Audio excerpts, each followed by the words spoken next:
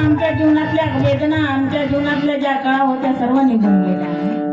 आणि म्हणून म्हणायचं आहे, इतहार चाहत का तू खुले आम कर, इतहार चाहत का तू खुले आम कर, अरे जिंदगी में बस इतना एक नेक काम कर. अरे निवाला उठाने से पहले मनोज राजा उस निवाला देने वाले बाबा साहब को प्रणाम कर.